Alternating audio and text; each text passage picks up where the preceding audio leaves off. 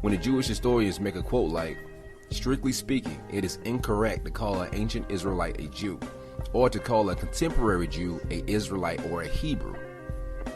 So the Jewish people, according to the Jewish Almanac, are not Hebrews or Israelites? Maybe Reform Apologetics need to go to Tel Aviv and get all this straightened out, because they must not be privy to his information.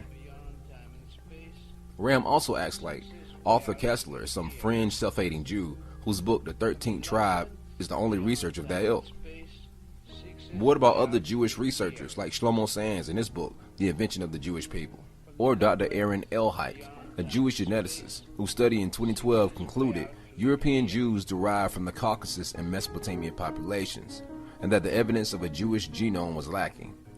Then there's Paul Wexler, a Israeli linguist, who concluded in his two books, The Non-Jewish Origins of the Sephardic Jews and The Ashkenazic Jews, a Slavo-Turkic people in search of a Jewish identity, that the Ashkenazi and Sephardic Jews were descendants of Iranian, Turkic, Slavic, and Berber proselytes. Also, Professor Martin Richards of the Archaeogeneticist Research Group of the University of Huddersfield concluded that Ashkenazi DNA stems from Europe and not Israel. So as we see, the Jewish people by their own admission are not the descendants of Abraham, Isaac, and Jacob. I want to discuss a little bit of sensitive history.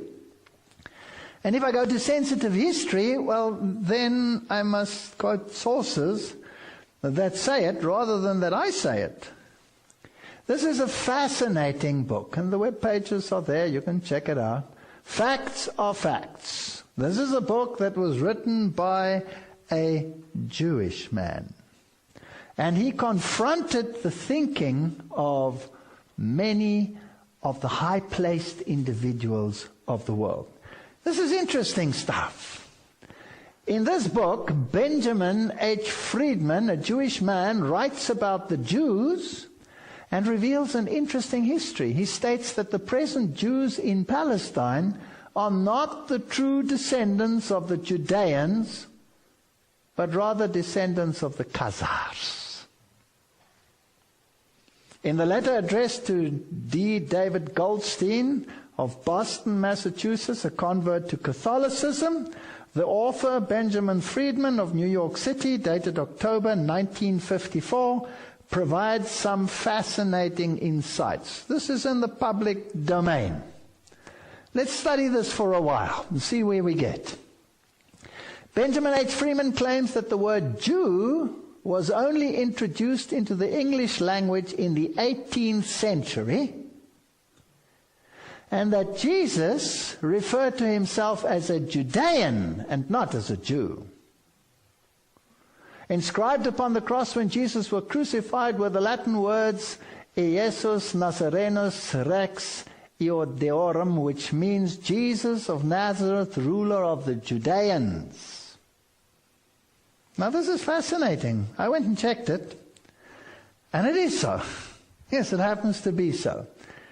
Now the word Jew today has a religious as well as a political connotation.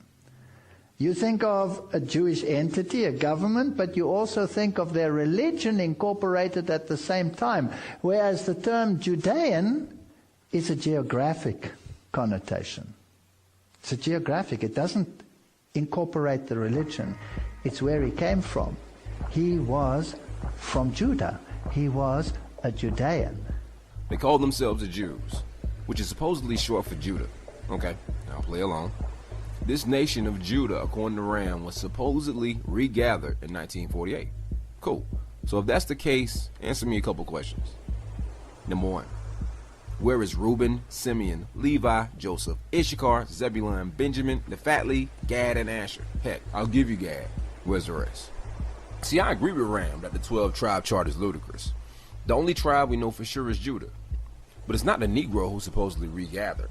It's the fake Jews.